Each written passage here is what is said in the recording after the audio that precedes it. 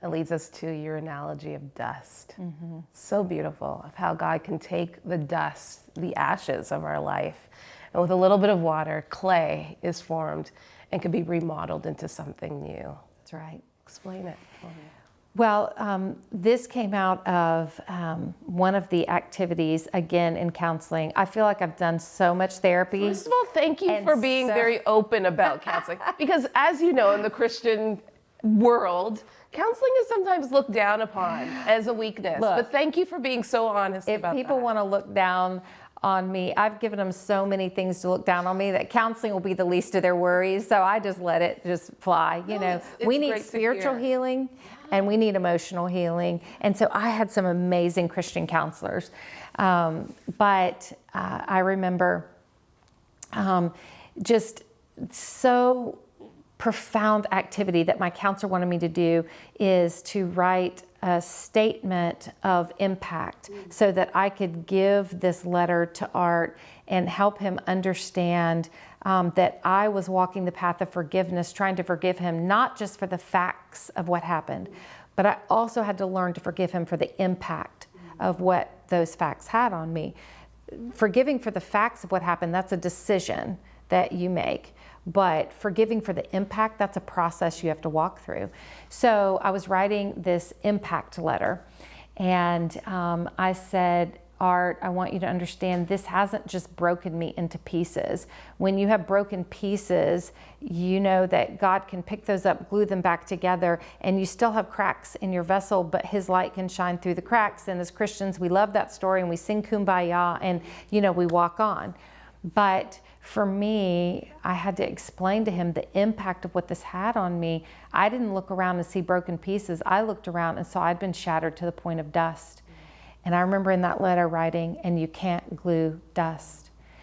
But just like in the book of Lamentations, I love that just when you think things are final and hopeless and awful, suddenly God stirs or quickens some kind of hope that only He can stir or quicken in you. So literally, as I was writing this like a lament, it got to the point where you can't glue dust. And then all of a sudden, my pen kept moving. And I said, however, I very much recognize that in Genesis chapter 2, of all the ingredients that God had access to, and He had access to everything, He chose dust from which to make His favorite creation, mankind. And He breathed into that dust, and that dust became a living being. And I said, and furthermore, when I read in the Gospels, when Jesus healed the blind man, He spit into the dust of the earth, mixed with His saliva up, and mud was formed. He put the mud on the blind man's eyes, and then the blind man could see, right?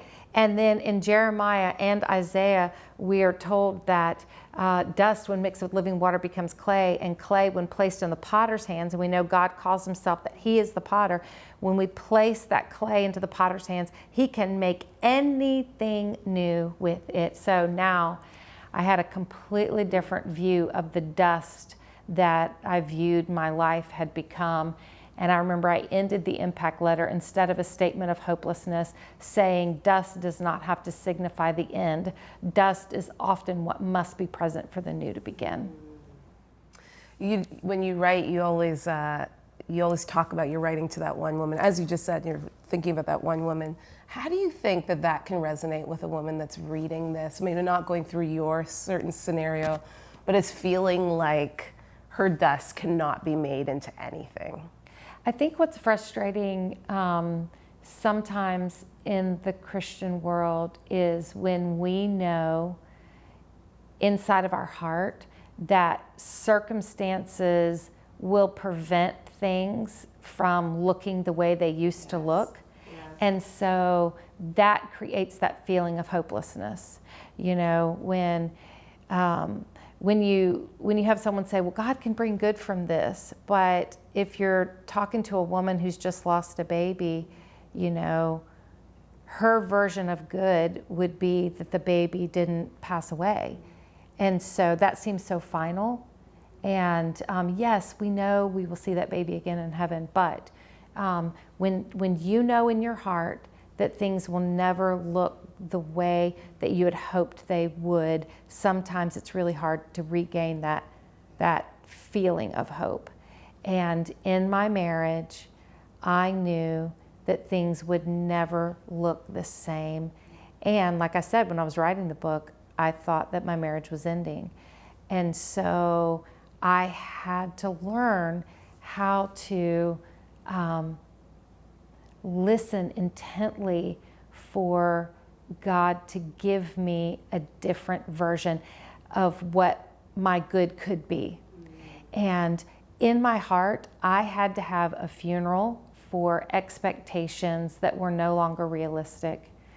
And, I think that became some of the most profound moments as I walked through this, is having these little mini funerals that nobody else attended. It was just me recognizing this can never be the same. But if I don't make peace with this never being the same, and I always wish it could be the same, or I always try to control it to make it the same, then I'll never be able to move on and take the blinders off to see that yes, it cannot be the same, but it can still be good.